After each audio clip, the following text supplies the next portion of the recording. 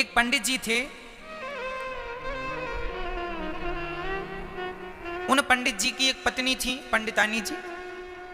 दोनों भगवान शंकर के पुजारी थे। दोनों भगवान शिव की खूब आराधना करते थे, खूब सेवा करते थे, लेकिन भगवान से कभी कुछ मांगते नहीं थे। पूजा करते थे, श्रद्धा थी, परंतु वो कभी भगवान से कुछ मांगते नहीं थे। पंडित जी और पंडितानी, एक दिन पंडितानी अपने पंडित जी से बोली, अपने पति से बोली, स्वामी जी, वो रोने लगी। तो पंडित जी ने पूछा अपनी पत्नी से कि तुम रो क्यों रही हो? उन्होंने कहा, पंडित जी ने पूछा, कोई कमी है क्या? धन की कमी है? वो गरीब भी थे। वो बोले, अच्छा, हम तुम्हें कपड़े नहीं पहना पा रहे हैं, क्या इसलिए रो रही हो?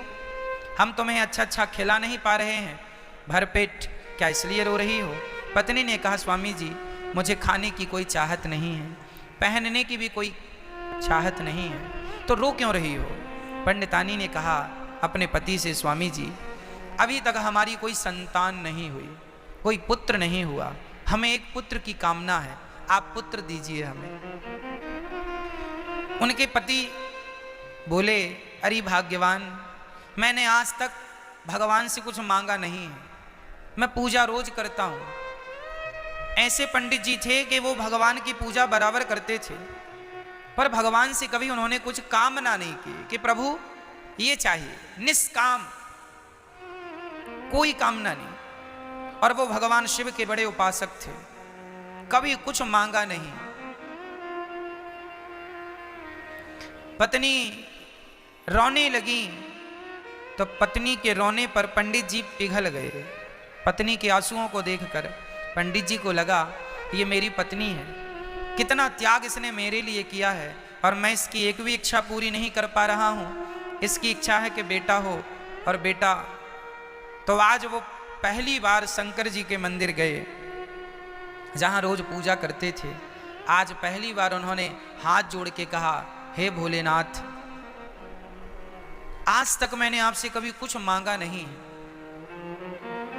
हे भोले भंडारी, आपने तो सबकी झोलियां भरी हैं, मैं कुछ मांगने नहीं आया हूं। मेरी पत्नी के आंसू देखकर आज मैं रह ना पाया, और आज मैं अपनी प्रतिज्ञा तोड़ रहा हूं।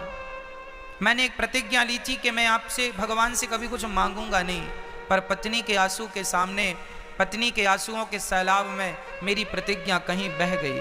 हे भोलेनाथ, मुझे एक पुत्र की कामना है, मुझे एक पुत्र दीजिए। बस इतना कह के वो पंडित जी अपने घर आ गए। जब घर आए, रात हुई, खाए पिए सो गए। तो रात्रि के स्वप्न में शंकर जी आए और आकर के पंडित जी से बोले, अरे पंडित जी, आप मेरे बहुत बड़े भक्त हैं, मैं जानता हूं, आप जो मांगेंगे मैं दे दूंगा। आपने कभी धन मांगा नहीं, दौलत मांगी नहीं, कुछ मांगा नहीं, आज पहली बार आपने मांगा पुत्र। लेकिन क्या बताऊं पंडित जी, आपके भाग्य में 7 जन्म तक कोई पुत्र नहीं है, और ये आपका पहला जन्म है। अभी 6 जन्म तक आपके कोई संतान का योग नहीं है। अब जब नहीं है तो मैं कैसे दूं? शंकर जी ये सपना में कह के आ गए। सवेरे पंडित जी उठे, स्नान किया, चल पड़े मंदिर की ओर। शंकर जी के पास जाकर पंडित जी ने कहा, वाह भोले भंडारी, मुझे पता है, पंडित जी ने कहा, आपकी कृपा से मुझे पता है कि मेरे भाग्य में बेटा नहीं है। अरे होना होता, भाग्य में होता तो अभी तक हो नहीं जाता, नहीं हो रहा है, तो मुझे तो पता है कि मेरे भाग्य में कोई संतान नहीं है।